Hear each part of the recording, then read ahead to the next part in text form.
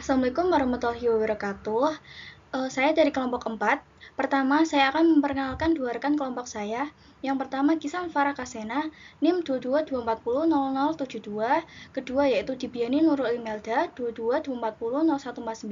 Dan saya sendiri, Desti Anisi, 2224000130. Saya akan menjelaskan tentang perencanaan aplikasi diagnosa penyakit jantung menggunakan metode forward chaining. Yang pertama, tentang latar belakang yaitu menurut data World Health Organization atau WHO, penyakit jantung menyebabkan sekitar 17,9 juta kematian di seluruh dunia setiap tahunnya. Mengenali lebih awal tanda-tanda awal atau faktor risiko yang dapat menyebabkan penyakit jantung merupakan hal yang sangat penting untuk mencegah atau mengobati penyakit tersebut. Penyakit jantung dapat disebabkan oleh faktor risiko seperti tekanan darah tinggi, kolesterol tinggi, obesitas, dan gaya hidup yang tidak sehat. Prevalensi penyakit jantung koroner berdasarkan diagnosis dokter pada survei yang dilakukan Riset Kesehatan Dasar atau Riskesdas sebesar 0,5%, sedangkan berdasarkan diagnosis atau gejala dokter sebesar 1,5%. Untuk yang kedua yaitu perencanaan. Dari latar belakang sebelumnya, penulis ingin mengembangkan aplikasi untuk mendeteksi kemungkinan penyakit jantung. Aplikasi ini merupakan solusi yang tepat untuk mendeteksi kemungkinan penyakit jantung pada seseorang.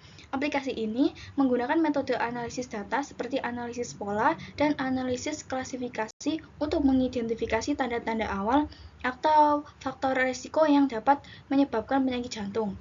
Sehingga dengan adanya sistem ini, pasien dan dokter dapat segera mengambil langkah yang diperlukan untuk mencegah atau mengobati penyakit tersebut. Untuk metode penelitian terdiri dari persiapan dan pengumpulan data, analisis sistem, perancangan sistem, implementasi sistem, pengujian sistem, dan membuat laporan. Untuk selanjutnya yaitu perencanaan aplikasi menggunakan metode forward chaining. Yang pertama yaitu persiapan dan pengumpulan informasi, yaitu membuat persiapan sebelum melakukan penyusunan laporan, mengumpulkan semua referensi agar mempermudah untuk membuat laporan maupun perancangan aplikasi. Kedua yaitu analisis sistem, yaitu analisis sesuai data dan permasalahan yang telah dikumpulkan untuk mempermudah merancang sistem. Ketiga, tahapan perancangan sistem yaitu menentukan langkah-langkah untuk membuat suatu aplikasi dari awal sampai akhir. Keempat, ada implementasi sistem. Pada tahapan ini yaitu penerapan sistem atau proses pengkodean dilaksanakan berdasarkan rancangan yang sudah jadi sesuai kebutuhan.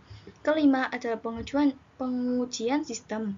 Pengujian sistem di mana sistem yang telah selesai diuji dan kelebihan dan kekurangan sistem dievaluasi. Yang terakhir yaitu membuat laporan.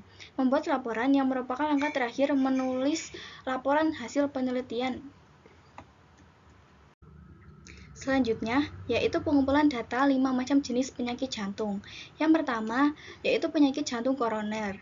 Yaitu gejala penyakit jantung koroner meliputi nyeri dada, napas pendek, kelelahan yang tidak wajar, nyeri di bagian atas perut, punggung, dan muntah, mengalami keringat dingin, detak jantung yang tidak teratur, dan pingsan. Kedua, yaitu penyakit jantung bawaan.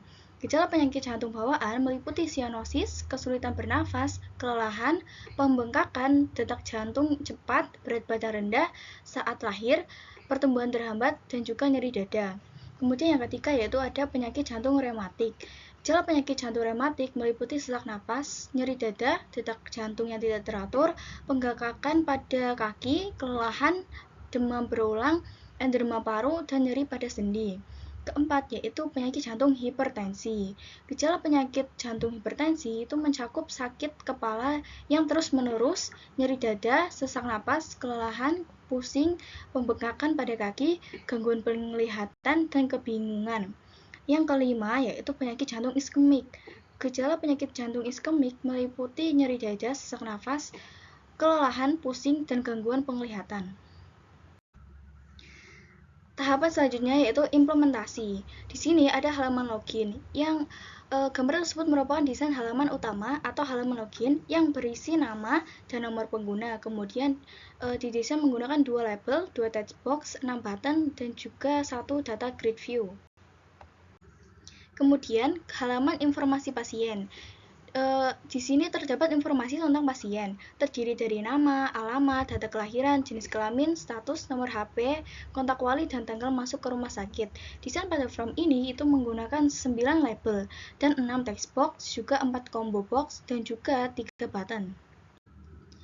Selanjutnya yaitu halaman kuesioner.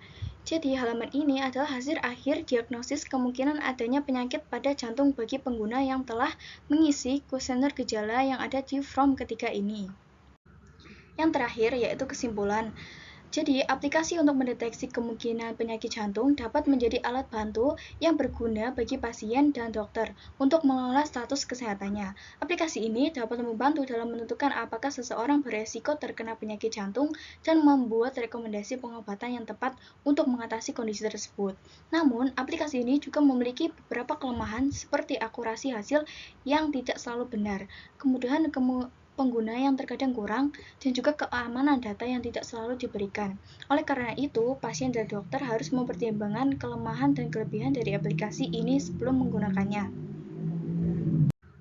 Sekian presentasi dari saya. Wassalamualaikum warahmatullahi wabarakatuh.